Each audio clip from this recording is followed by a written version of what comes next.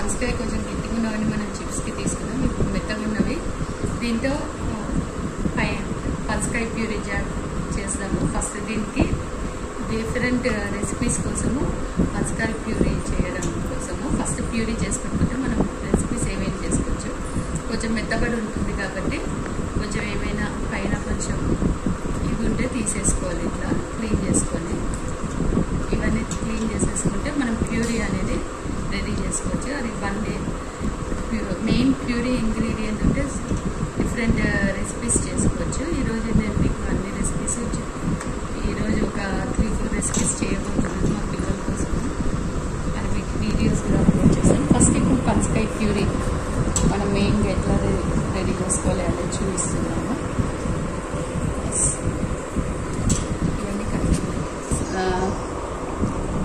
Slant ఇట్లా కడిగినాను. బంక ఏమైనా కొంచెం బంక్ ఉంటే అదంతా పొడిగింది. చూడండి నీళ్ళు కూడా అంతా కలర్ చేంజ్ అయింది అది కడిగినాక. సో బంక్ అంతా తీసేస్తే ఇంకా నెక్స్ట్ ఇది ప్యూరీ చేయడానికి వాడదాం, అంటే రుబ్బడానికి. దీంట్లో మనం అల్లము, కొంచెం చెక్క, యాలకులు, లవంగాలు వేసి ప్యూరీ చేస్తాము. ఉప్పు చక్కెర, మనకి స్వీట్ అంటే ఉప్పు, చక్కెర, లేదు హాట్ అంటే ఉప్పుతో ప్యూరీ చేసుకునేది.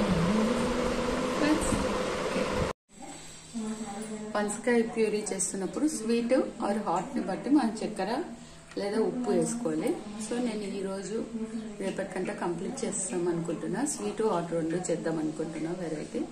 సో నేను ప్యూరీ వితౌట్ ఉప్పు కానీ చక్కెర కానీ చేస్తున్నా. దానికి ఫస్ట్ ఇంగ్రీడియంట్స్ యాలకులు తీసుకున్నాను, చెక్క, ఇలాచి, లవంగాలు, చెక్క, ఇంకొక స్పూను అల్లం పొడి రెడీగా ఉంది. సో ఫస్ట్ నేను దీన్ని పౌడర్ చేసుకుంటాను. కనిపిస్తుందా?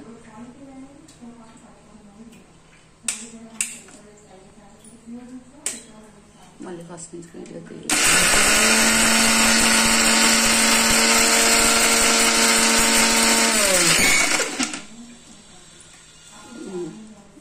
ఇంకా ఇది కొంచెం పౌడర్ కావాలి.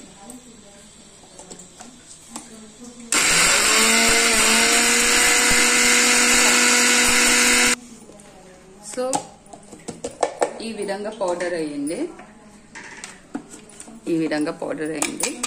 దీన్ని ఇట్లా తీసుకొని ఇంకొక జార్లో మనము పనసకాయ క్లీన్ చేసి ఇందాక క్లీన్ చేసి మనము నీళ్ళల్లో క్లీన్ చేసి బంక్ అంతా తీసేసిన పనసకాయ ఉంది కదా, ఇది వేసుకొని కొద్దిగా వేసుకుంటా, ఒకేసారి ఎక్కువ వేసుకోకుండా. దీంట్లో ఇది కొంచెం వేసుకుంటున్నా, ఇది హాఫే, ఎందుకంటే ఇంకా చాలా ఉంది ఇక్కడ వేసేది. బ్యాలెన్స్గా కొంచెం వేస్తున్నా. లాస్ట్ కావాలంటే ఎక్కువ వేసుకోవచ్చు. అండ్ అల్లం కూడా ఒక స్పూన్ మనకు టోటల్ కావాలి. కొద్దిగా వేసుకుంటున్నా స్పూన్లో. లాస్ట్లో ఏమైనా ఉంటే మళ్ళీ మనం కలుపుకోవచ్చు.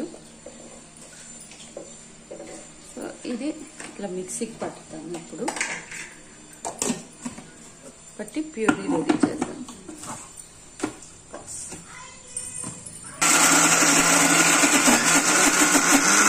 చూడండి ఈ విధంగా కొంచెం పేస్ట్ అయితే అక్కడక్కడ కొంచెం కచ్చా ఉన్నా కూడా పర్వాలేదు. ఇట్లా ప్యూరీ మనం రెడీ చేసుకొని తీసుకోవాలి.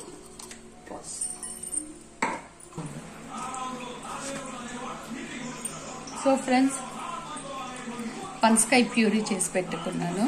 ఇది మనం ఫ్రిడ్జ్లో నేనైతే చక్కెర కానీ ఉప్పు కానీ ఏది కలపలే కాబట్టి ఇది ఒక 2-3 డేస్ ఫ్రిడ్జ్లో బాగుంటుంది.